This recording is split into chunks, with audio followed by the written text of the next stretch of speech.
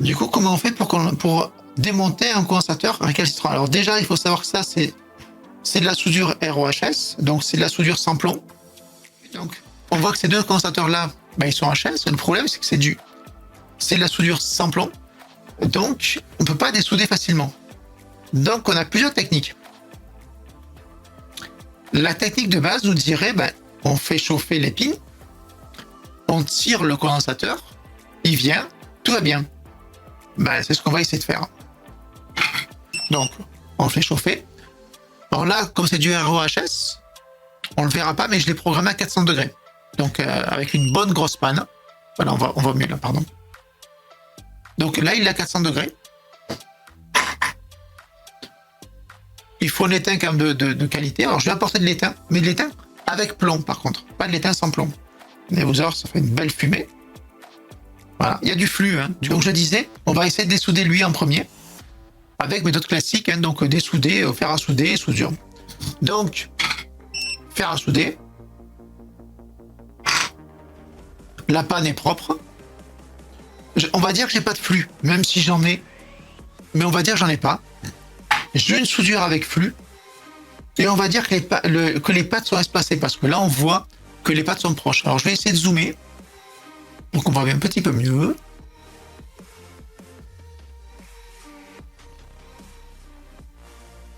Ça m'énerve parce que mon setup était parfait. Voilà. Évidemment, ça accroche pas. Voilà. Et en fait, on va imprégner d'étain au maximum. On va bien bourrer en étain les deux pines. Là, on voit que celle-là, elle ne veut pas accrocher. C'est pas grave, on va bourrer.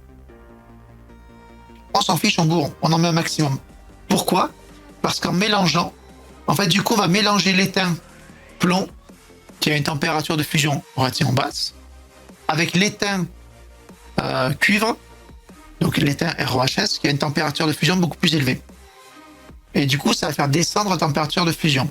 Bon, là, j'avais bien bourré les deux. Voilà. Après, si le condensateur n'a pas été collé, parce que ça arrive, juste en faisant des mouvements. Donc, je vais essayer de montrer. Voilà, là, on voit bien. Donc, je prends un côté, je vais en faire. Voilà. Et le condensateur, je vais le pousser. Comme ça. Voilà. Donc, il y a la pine, elle s'est enfoncée à l'intérieur. Et après, je chauffe l'autre pine. Et au condensateur, je vais faire l'autre mouvement, dans l'autre sens. J'attends un peu, ça chauffe bien. Comme ça. Alors là, j'étais un peu brutal. Désolé. Du coup, il est presque sorti. Donc, je refais pareil ici. Je chauffe ce côté-là. Et là, le condensateur, il est carrément en train de partir. Voilà, ça y est. J'ai dessoudé. Ça a pris 2 secondes. Mais bon, c'était facile parce que c'est un petit condensateur. Alors, donc là, facile. Vraiment facile. Maintenant, on va dire qu'on n'y arrive pas à faire ça.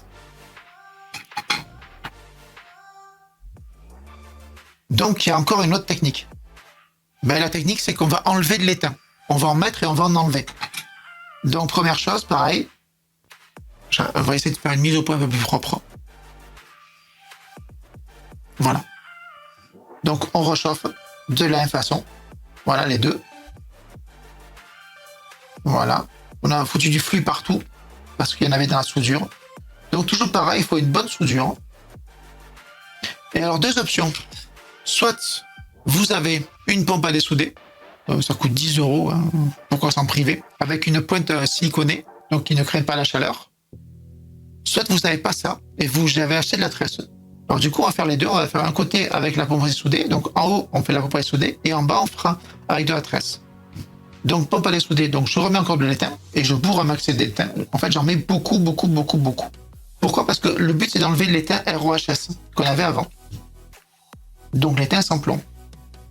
Voilà. Et après, on va voir, oui. Et j'aspire. Hop. Voilà. On va voir. Alors, je vais essayer de montrer après. Voilà. Donc là, on voit qu'on a enlevé un petit peu d'étain. Et donc, pour l'autre côté, on va dire qu'on n'a pas de pompe à dessouder. Donc, pareil, on va bourrer en étain. On bourre. Voilà, j'en avais bien. Encore un petit peu. Voilà. On prend une tresse à dessouder. J'en ai plein, genre celle-là. Ok. qu'un truc chinois, c'est de la merde. Franchement, c'est de la daube. Hein.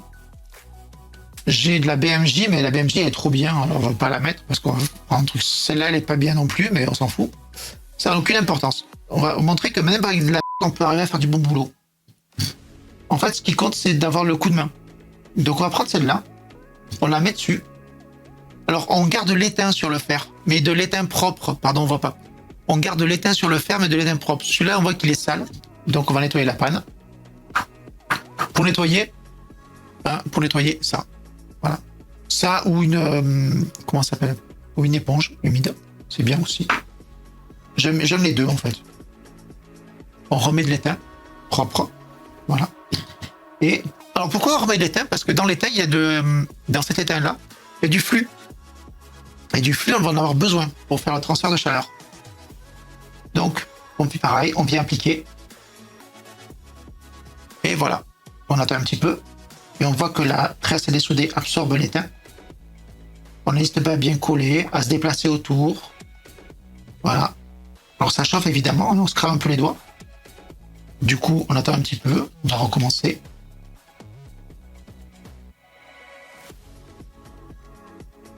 Voilà. Voilà, c'est bien. Et là, il n'y a quasiment plus d'étain. Le problème, c'est que là, on ne peut pas enlever le condensateur. Parce qu'il y a toujours de l'étain dans le... Ben, c'est un via, en fait. Hein. C'est un trou, mais dans lequel on a quand même de l'étain. Donc, on ne peut pas l'enlever. Je veux dire, si on voit, si je tire dessus, en fait, il ne bouge pas. Il est toujours fixé. Donc, deux options. Soit on chauffe, il bouge, c'est le cas. Et l'autre côté, on chauffe, il bouge, c'est le cas. Mais on va imaginer que ça ne marche toujours pas. Donc, ça veut dire peut-être qu'il reste encore de l'étain avec du cuivre à l'intérieur, donc de l'étain haute température. Donc, il faut remettre de l'étain et recommencer l'opération. Voilà. Et là, comme tout à l'heure, même topo. On prend un côté, on chauffe un côté, on penche, on fait l'autre côté, on chauffe, on penche de l'autre côté, on reprend le premier pin, on rechauffe, on le penche délicatement et on termine. Voilà. Alors parfois ça ne marche pas parce que il y a une ligne de masse, un plan de masse qui est assez gros, assez volumineux. Et du coup, la seule technique qui marche, c'est de le mettre, en fait, de passer par dessous. Là, on est sur le côté. Donc, le transfert thermique, il est correct, mais sans plus. Alors que si on se met dessous, mais c'est compliqué à manipuler et à montrer. Là, je ne peux pas le montrer, évidemment. Mais en se mettant par dessous, la chaleur du fer va monter naturellement sur le PCB, donc sur l'étain, et on aura une plus grande efficacité. Ça marche aussi. Maintenant, dernière technique. Technique de bourrin. Donc, on a ce condensateur. Il est carrément impossible à dessouder, vraiment. Bah, en fait, il n'y a qu'une technique. Hein. Quand on n'y arrive pas, ou quand on n'a pas envie de s'embêter la vie, parce que ça m'arrive aussi, la technique à cabri, bon, en fait, qui existe depuis des années, que je dis depuis très très longtemps, mais qui marche, c'est carrément d'y aller à la pince coupante.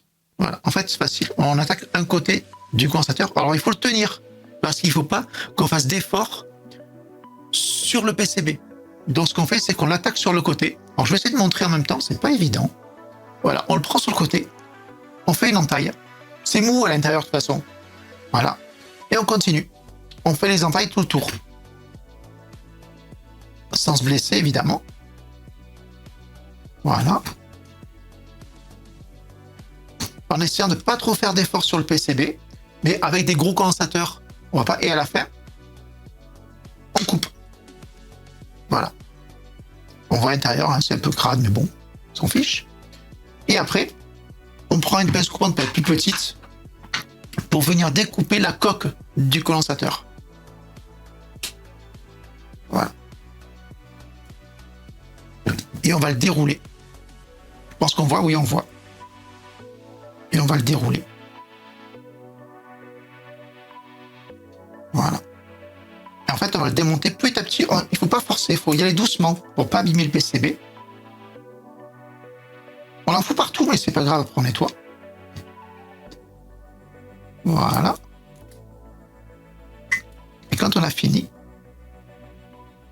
sans trop faire d'effort, parce que il n'est pas nécessaire de forcer, on coupe la partie inférieure, on la dégage. Et il reste ce petit bout là, ça c'est du plastique, avec les deux pins ici. Et bien, il suffit d'enlever cette partie là. Alors parfois c'est solidement attaché, parfois ça l'est pas. Celui-là on dirait que ça c'est solidement attaché. Donc on va la couper progressivement. Voilà. On coupe jusqu'au bon. Alors là c'est un petit condo donc c'est facile. Sur un gros ça prend un peu plus de temps. Voilà. Maintenant on voit, hein, on l'a séparé en deux le condensateur. D'ailleurs on va voir les pins ici. On voit les pins. Hein. Celui-là et celui-là. Donc maintenant il suffit de dessouder un côté. Donc c'est ce qu'on va faire. Donc pareil, on remet de l'étain. Parce que forcément là c'est de l'étain ROHS. Donc on va remettre de l'étain. Pour finir ça correctement, faire un bon boulot. On l'a fait, en général on le fait avant, on le fait pas après, mais là c'est pour vous montrer. On en rajoute un petit peu.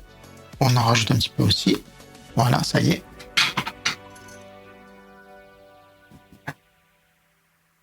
On se saisit délicatement du premier côté du condensateur. Voilà, en plus on va bien. On fait chauffer ici. On tire si ça veut bien venir. Avec une troisième main, c'est mieux, mais du coup, vous ne verriez pas. Voilà. Voilà la pine du condensateur. Pas plus. Un côté. Je fais l'autre côté.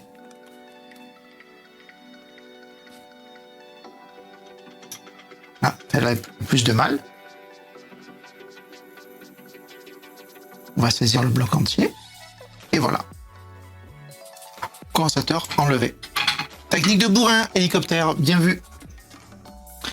Problème, c'est que là, du coup, c'est super, hein, mais là, vous voyez, on ne peut pas mettre le nouveau condensateur à la place. Ça ne marchera pas. Donc, il va falloir soit enlever l'étain, soit souder comme ça. Alors, souder comme ça, c'est vraiment dégueulasse. Voilà, on va être très honnête. Même si ce côté est propre, hein, voilà, puisque on l'a pas vraiment dessoudé. Alors, du coup, on y va à la tresse. Alors, donc on voit, oui. Donc, tresse est dessoudée. J'ai gardé un peu d'étain dessus.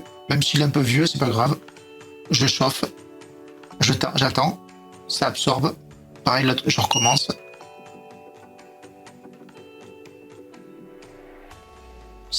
On commence à voir un petit peu. Voilà, c'est déjà un peu plus plat. Mais c'est toujours pas bon. Et c'est bien que ce soit pas bon. Alors là, j'ai plus assez d'étain.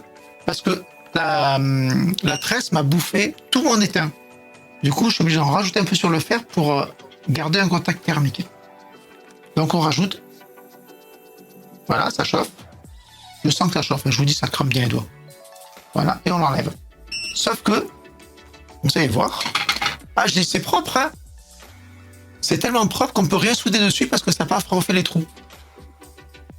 Donc, il y a plusieurs techniques. La meilleure, évidemment, c'est la pompe à dessouder. Je vais vous montrer.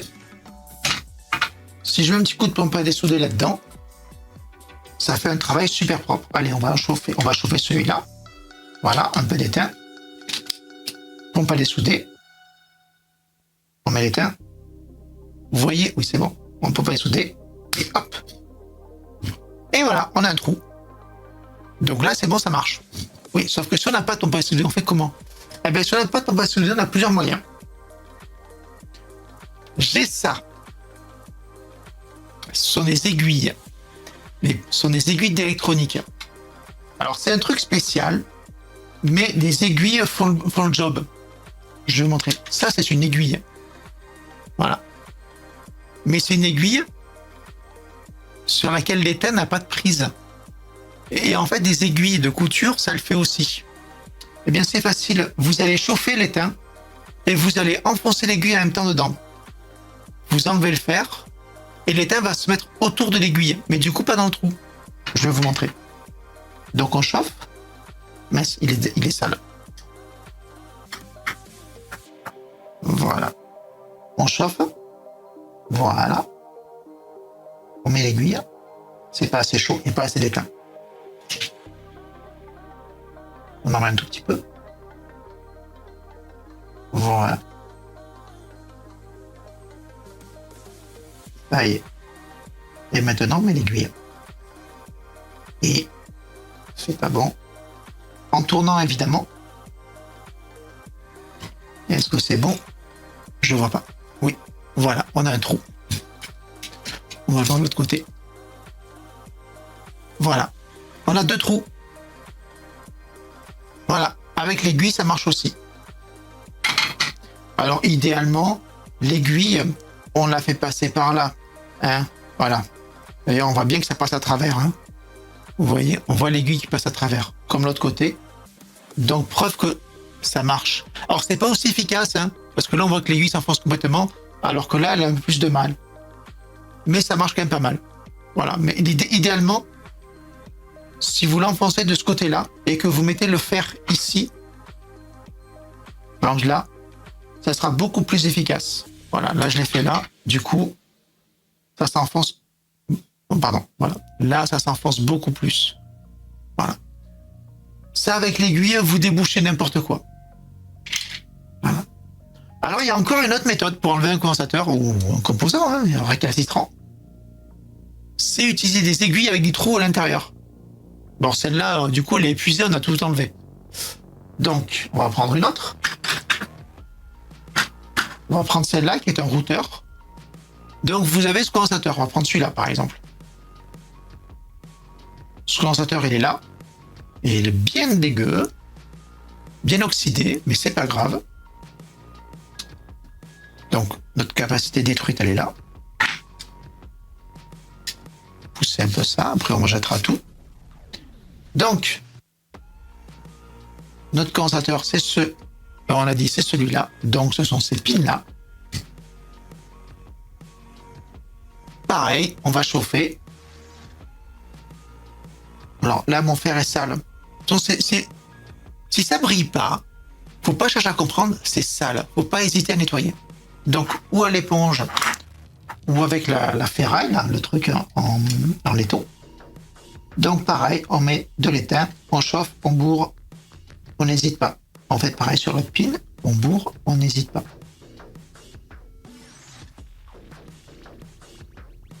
Alors là, on a du mal, parce que là, on est sur un plan de masse. Et on voit pas. Je vais voir si on peut zoomer. Je vais le mettre bien au milieu. Voilà, on verra mieux ici. Voilà. Hop. Voilà. Ça y est, ça a pris. Là, en fait, celui-là, il a du mal parce que c'est sur un plan de masse. Donc, on a du mal à le... Ah, il a perdu la mise au point. Voilà. Ça a vraiment du mal. On voit que c'est un plan de masse parce que, vous voyez, là, c'est bon, il est chaud. C'est bien humide. Alors, celui-là, celui à côté, ici, il est humide tout de suite. Et celui-là, maintenant, si je... Ouais, là, il garde la température. En fait, parce que tout le plan de masse est chaud. Et du coup, ça, c'est un vrai problème. Pour les condensateurs, c'est un vrai problème. Les plans de masse, c'est une horreur. Donc, pas trop le choix, mettre le fer et attendre. Et rajouter de l'étain, rajouter de l'étain, rajouter de l'étain, en fait, pour avoir un contact thermique. Voilà. Et vous voyez, le fer, il devient vraiment dégueulasse, là. C'est vraiment sale. Et quand c'est sale, on nettoie. Faut que la panne, elle soit brillante. Alors, il n'y a pas de secret. Il faut une bonne panne. Et une panne brillante, bien propre. Là, elle est bien, elle brille. Pas trop de résidus, donc pareil, on réchauffe. Voilà. On a fait les deux. Maintenant, je vais montrer les aiguilles qui sont spéciales. Donc, je ne sais pas si ça va marcher, parce que là, c'est particulier. Mais je vais vous montrer des aiguilles particulières. On va voir celle-là d'abord. Je vais vous la montrer après comment elle est. Là, c'est très très chaud. Voilà. Cette aiguille, il y a un trou à l'intérieur.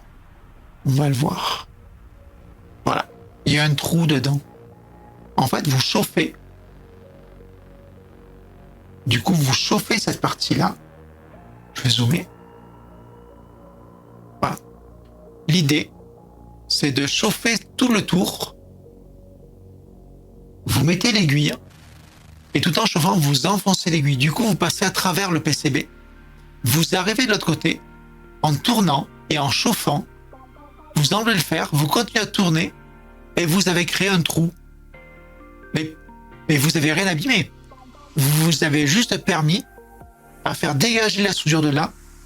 Et en fait, du coup, cette pile-là du condensateur, elle est libre. Allez, on va essayer de prendre déjà le bon, parce que celui-là, je pense qu'il est trop gros. On va en prendre un plus petit.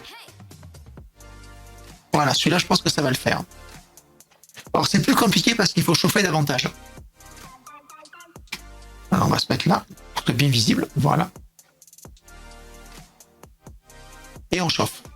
Voilà, on n'hésite pas. En plus, j'ai pris le côté du plan de masse. Donc, c'est encore mieux. On chauffe beaucoup, beaucoup, beaucoup, beaucoup. Et non, c'est pas bon. C'est pas assez chaud. En fait, on voit l'aiguille s'enfoncer. Et voilà.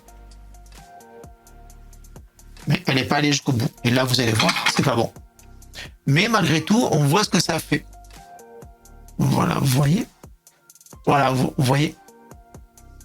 Ici, on voit bien. Avec l'aiguille, enfin l'aiguille trouée, en fait, on est passé à travers. Et donc, en théorie, cette pine est libre. Sauf que, en fait, non. Parce qu'en fait, il y a encore de l'étain dans le trou, parce que le trou est trop étroit pour faire passer l'aiguille avec le condensateur, avec la pine du condensateur. Voilà. Mais, avec des condensateurs plus gros, en général, le trou est suffisamment large pour faire passer l'aiguille dedans. Voilà. Donc là, ça marche pas. Alors, on va pas s'embêter la vie. La dernière technique, à part la méthode de bourrer, évidemment, hein, qui est franchement la plus... Je vais être très honnête, c'est la plus efficace. Voilà. On va pas se mentir. Donc, dernière technique, mais c'est juste pour le fun. Voilà.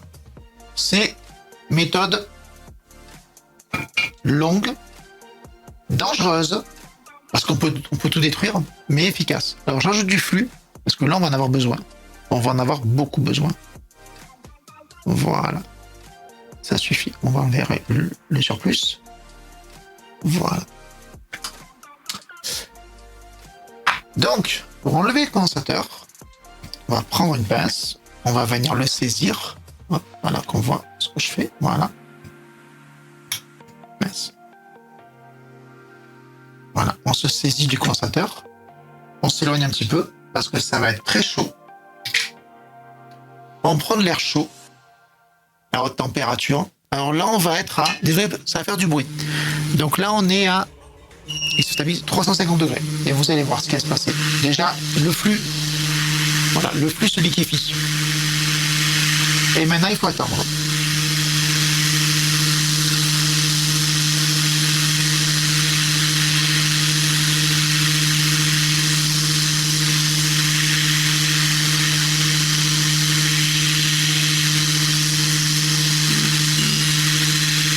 Si, ça détruit le condensateur. De toute façon, là, le condensateur considère qu'il est mort, hein, qu'il faut le changer.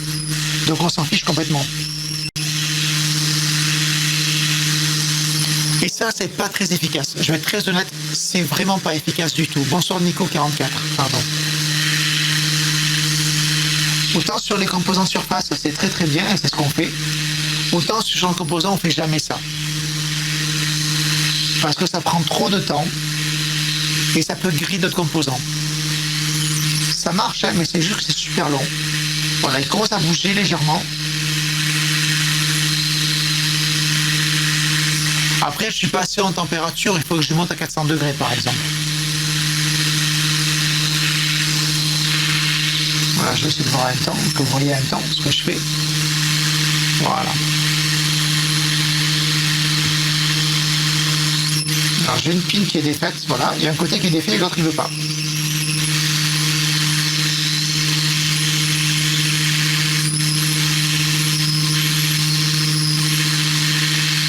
Bon, on va arrêter là, ça sert à rien.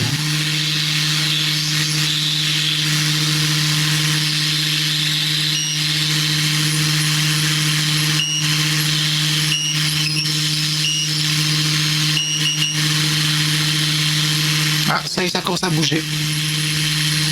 Vous voyez? Donc il y a le côté où j'ai mis l'aiguille qui bouge, qui est libre, voilà, on voit que ça bouge, je le fais bouger, et l'autre, c'est pas assez chaud. Ça y est. Ça, voilà, ça y est, c'est fini. Bon, on a fait monter le PCB à 300 degrés, hein. Donc on a cramé tout ce qu'il y a autour. mais on enlevait le condensateur. Donc je ne recommande pas du tout cette technique-là. Pour enlever ce genre de condensateur, il faut y aller au fer à souder, et si ça marche pas au fer à souder, on y va à la pince coupante, on se prend pas la tête. Après, franchement, la pince coupante, meilleure technique, évidemment. Voilà. Donc on va attendre un petit peu qu'il s'arrête. Là, il descend, 160 degrés.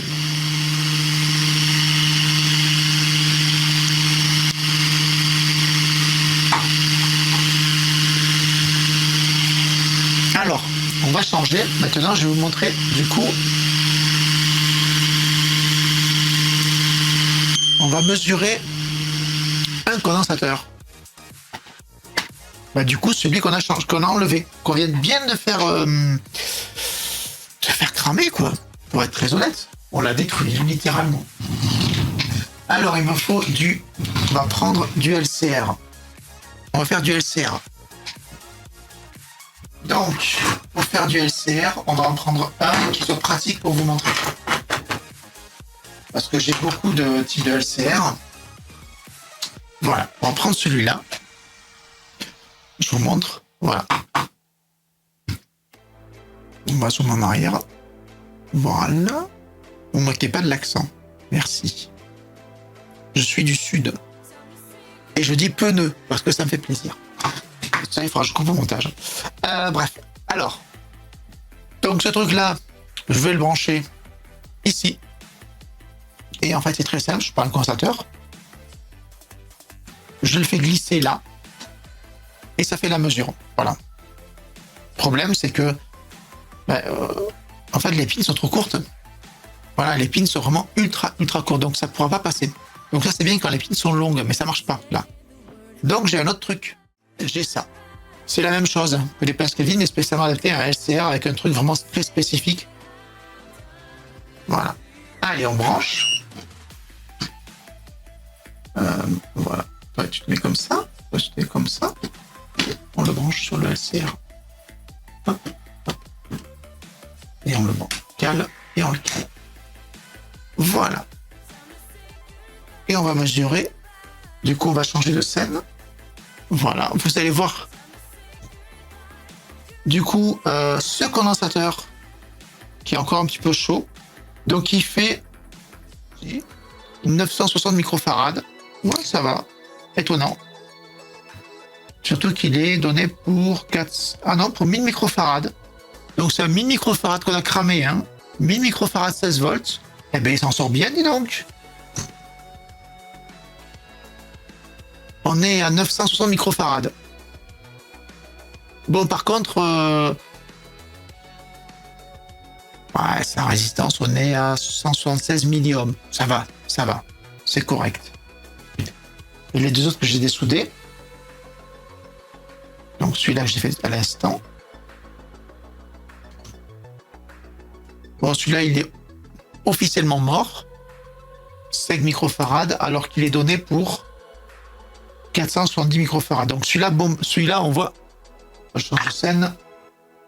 Celui-là, on voit vraiment qu'il est bombé. Donc celui-là, vous voyez, on va le voir là. Il est donné pour 470 microfarades, mais il est bombé. Donc il est mort. Voilà. Donc ça, c'est poubelle. De toute façon, un condensateur, en général, quand on le change, c'est poubelle. Voilà. Un que j'ai dessoudé après-midi. Donc celui-là. Celui-là qui est plus petit. Donc je vais voir moi. Il est donné pour 100 microfarades sous 16 volts. Donc on va le voir comment il fait. Il a l'air bon, hein. On va voir. 77 microfarades. C'est pas non plus folichon. Voilà.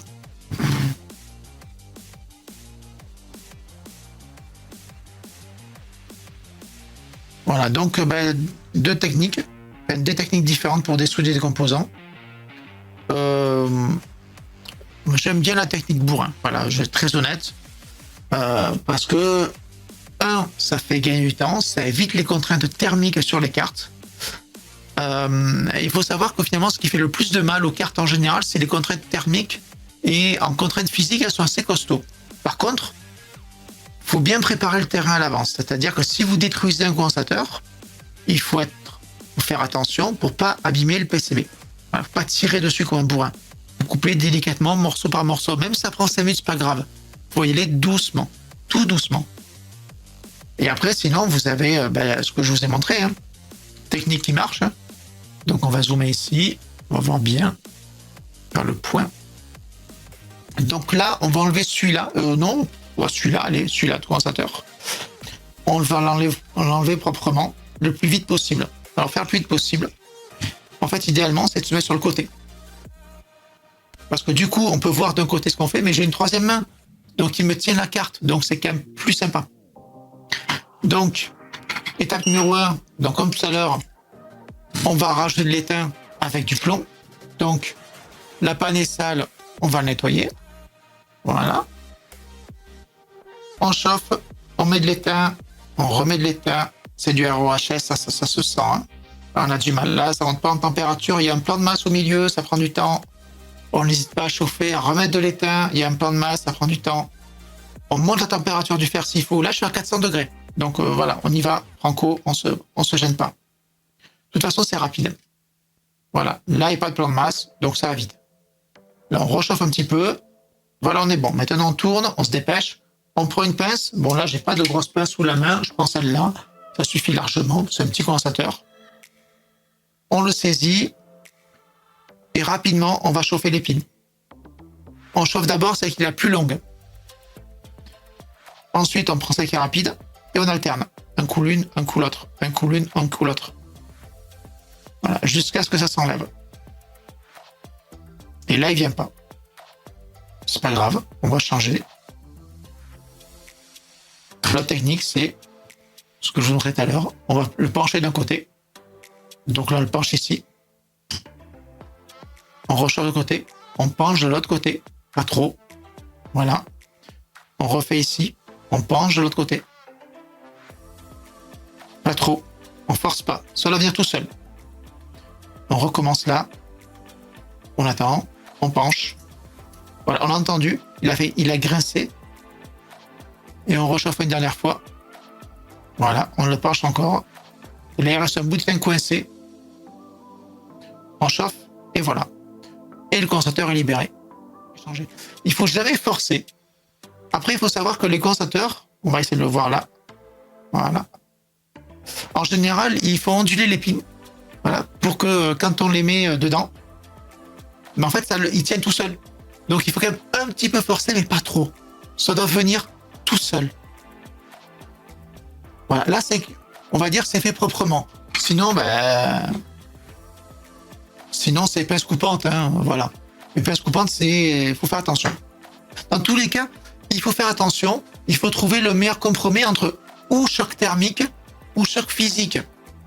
Suivant les appareils, parfois c'est mieux d'y aller à la pince coupante, parfois c'est mieux d'aller en dessoudant proprement. Moi j'aime bien dessouder, parce que ça me plaît, parce que c'est sympa. Et parfois, non, on peut pas.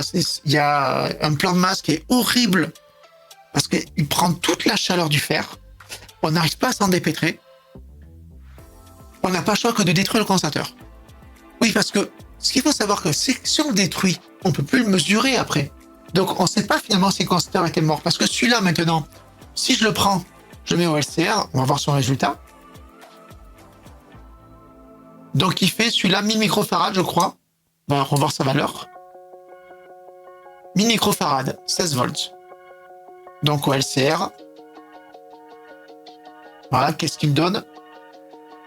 900 microfarad. Ouais, ça va. Ça va. Il est encore en bon état. Mais bon, là, l'idée, c'était de l'enlever, de toute façon. Mais l'idée de l'enlever proprement, c'est qu'on peut quand même le mesurer. Donc voilà, faut pas. C'est mieux de le dessouder pour pouvoir le tester. Alors là, vous avez vu, j'ai un super LCR mètre. Ok, c'est un truc de compète. Mais on peut trouver des modèles beaucoup moins chers. Je vais vous en montrer un. Qui est quand même plus sympa, donc je peux enlever ça. Donc, hop, on desserre la troisième main. On sort la carte. Mais avant de vous montrer l'autre LCR mètre que j'ai, qui est très très bien aussi, qui est un modèle qui coûte quand même beaucoup moins cher. Quand on fait un travail proprement. Et là, c'est pas propre. Et quand c'est pas propre, moi personnellement, j'aime pas. J'aime pas, c'est pas beau. Y a-t-il moyen de le récupérer sans le détruire? Ben, si tu le coupes, non. Tu vas forcément le détruire. Ben, l'idéal, c'est le dessouder. Donc voilà, j'ai fait une mise au point. Donc ça, c'est sale. Ça, jamais il faut laisser ça. Jamais, jamais. Donc, facile. Vous prenez de l'alcool iso. Voilà. Alcool isopropylique de base. Vous en mettez sur un coton-tige. Alors normalement, j'ai un truc exprès, mais je suppose que mes enfants me l'ont piqué. Mais bon, peu importe. Vous en mettez dessus et vous nettoyez.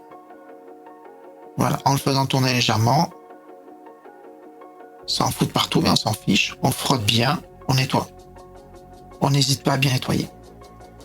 Il faut que ça brille. En fait, il faut que ce soit plus propre après qu'avant. Alors parfois, il faut faire à l'acétone aussi. Ça va dépendre. Mais l'alcool iso, en général, ça suffit. Déjà, on en enlevait pas mal. Bon, là, celui-là, il est mort, hein, vous avez vu. Hein. Il est complètement HS.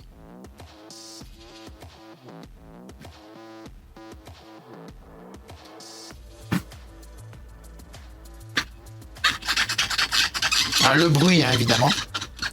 Alors là, je pense que je suis allé un peu trop bourrin. Tout à l'heure, quand je l'ai fait à l'air chaud, ça l'a abîmé. Ça a abîmé le matériau, donc il est vraiment marqué. Et là, je pense qu'il faut y aller... ouais, là, il faut y aller à l'acétone pour nettoyer plus proprement. D'ailleurs, ça me brûle les doigts.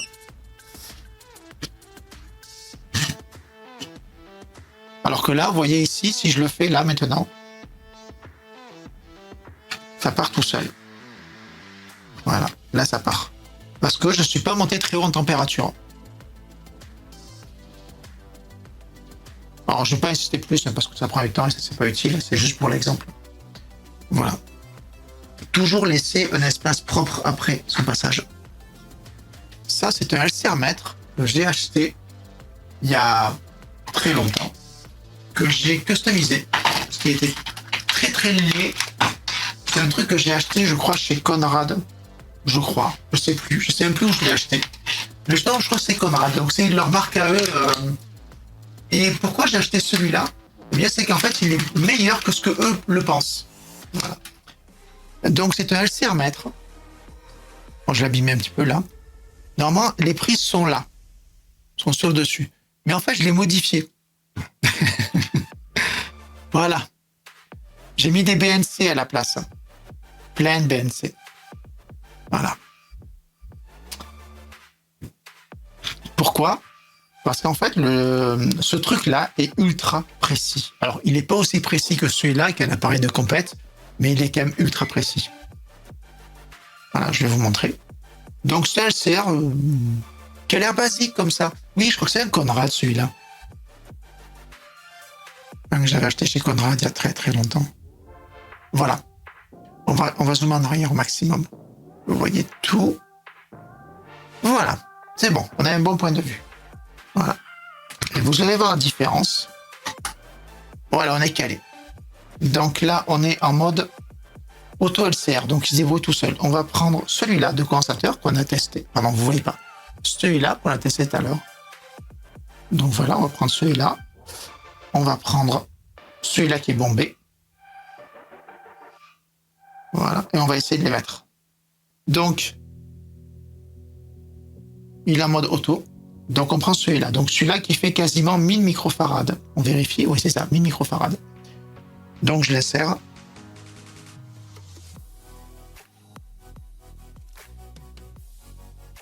Et lui me dit 612, 745. On attend un petit peu. Voilà, il n'est pas super précis parce qu'il n'arrive pas à avoir une bonne prise. Et je ne le touche plus. Voilà. Le fait de le toucher, vous avez vu, juste le fait de le toucher, ça fait varier sa valeur. Voilà. Il fait 826 microfarades.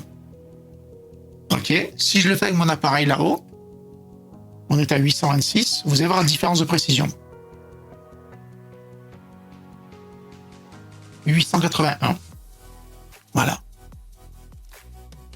826, 881. Ça fait une petite différence. Donc maintenant, on va en prendre un qui est naze. Celui-là qui faisait, je sais plus combien. On va revoir sa vraie valeur.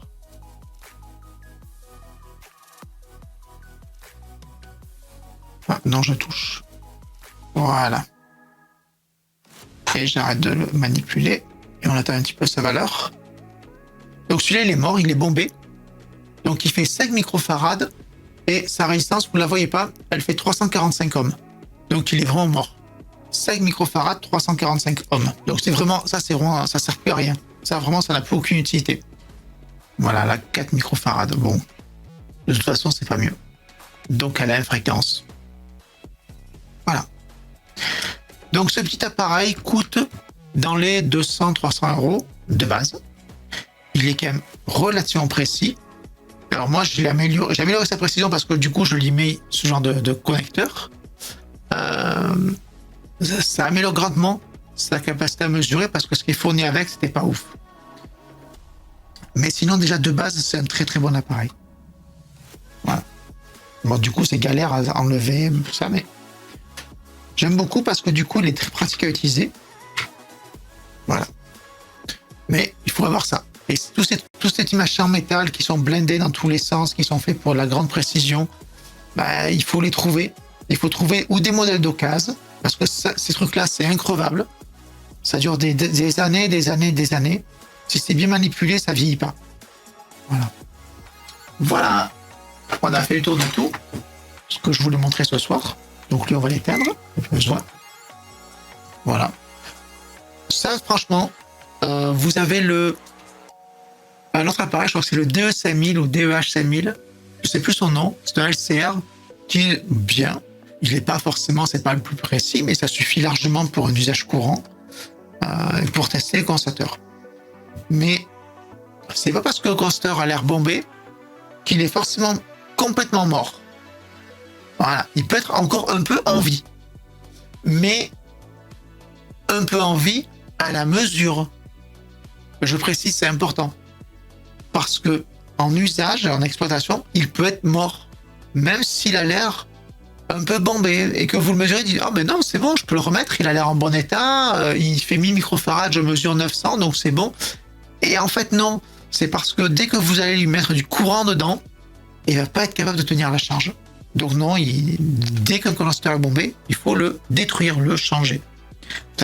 Honnêtement, ça vaut même pas le coup de le dessouder. Vous pouvez le détruire directement, on gagne du temps.